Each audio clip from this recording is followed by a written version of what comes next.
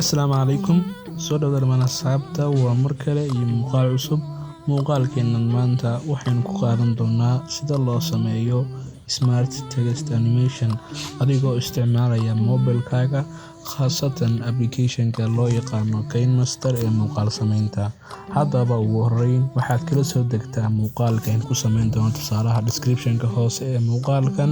Sidoo kale haddii aanad haysan application-ka KineMaster waxaad ka helaysaa description-ka version-kii u dambeeyay oo bilaash ah.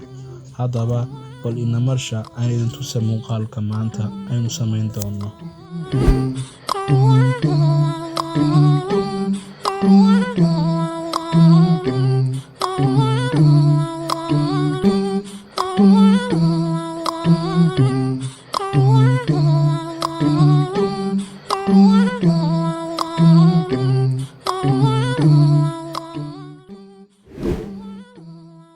Waxaan filayaa inaad ka heshay sida loo sameeyay.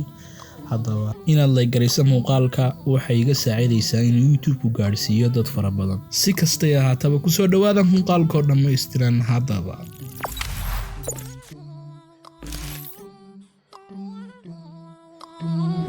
soo dhawaada ugu horreyn waxaad soo furanaysaa barnaamijka KineMaster. Cabirka waxaad qaadanaysaa 16:9 ama 1920 by 1080.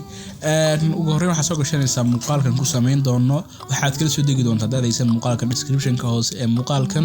Markaynu soo gashanno muuqaalka waxaanu sax ama waynu soo gashanay. Hadda waad aragtaa muuqaalka aan bulshido waad aragtaa muuqaalka.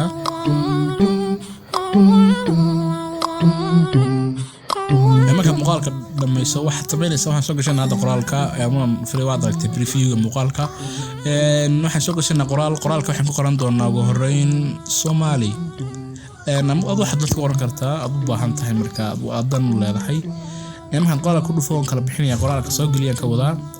Markaan soo geliyo fartaan bedelayaa ugu horreyn qoraalka. waxaad doontaa farta kugu jirta ama taad rabto aad u baahan tahay. Haddaad rabina waxaad kala soo degi doontaa dhanka Assist Store-ka ama suuqa KineMaster. Waad weyneynaysaa qoraalka. Markaad weyneyso waad shidaaleysaa ama waad shidaysaa muuqaalka. Waad aragtaa hadda waxay noo soo baxay text animation-kaas aad ka quruxda badan.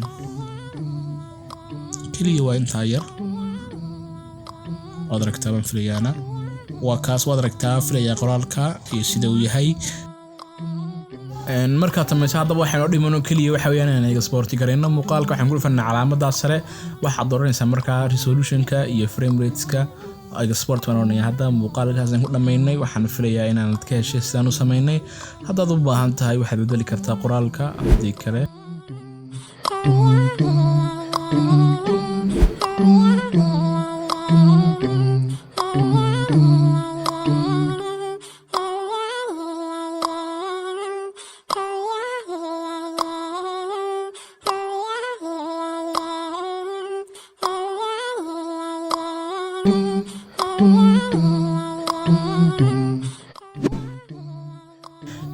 tusaale kale ayaan ku tusi doonaa markaa iyo sida loo bedelayo qoraalka. Haddaad u baahan tahay waxaad bedeli kartaa midabka muuqaalka. Si aad u bedesho waad baxaysaa hoos wada baxaysaa ilaa aad ka tegaysa color filter ay ku qoran tahay. waxaad ka sii dooranaysaa basic. waxaad ka dooranaysaa markaa qoraalkaas midabka cadaanka oo kala. qoraalkaaga wuxuu isku bedelayaa marka background-kaaga dambe cadaan, qoraalka aad ka dhigaysaa markaa madow. saan ku bedelan kartaa qoraalka. waad aragtaa hadda qoraalka sidoo uu qurux badan yahay. doonto farta waad bedeli kartaa. dad u baahan tahay qoraalka aad bedeli kartaa. waxaad ka dhigan kartaa waxaad u baahan tahay. text aad ku qoran kartaa halkaas. balan eegna haddaba. wow waxaan filayay inaad ka heshay.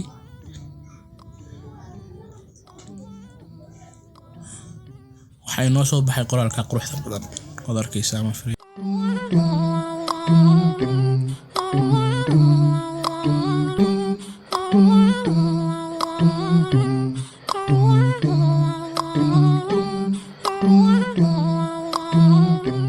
waxaan filayaa inaad fahanteen si kaste.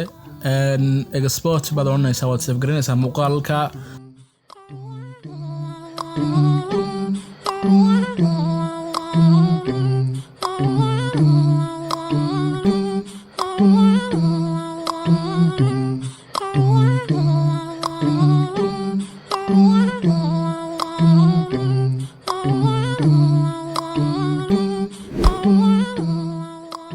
halkaas ayaan kusoo gabagabayn doonaa cashirkeena maanta ku saabsanaa sida aad u samayn lahayd smart text animation qaybtii saddexaad labadii cashar hore haddaad soo daawan waxaad ka daawan kartaa description-ka hoose ama cardska xagga sare kaaga soo baxaya sidoo kale haddii aad u baahan tahay muuqaalkan maanta ku samayna tusaalaha waxaad ka helaysaa description-ka hoose ee muuqaalkan sidoo kale xaggaas kala soo degi doontaa intaan ku kulmi doono muuqaalka ku xiga waana Khalid Abdulrahman Maxamed oo idin leh nabadgelyo والسلام عليكم ورحمة الله تعالى وبركاته.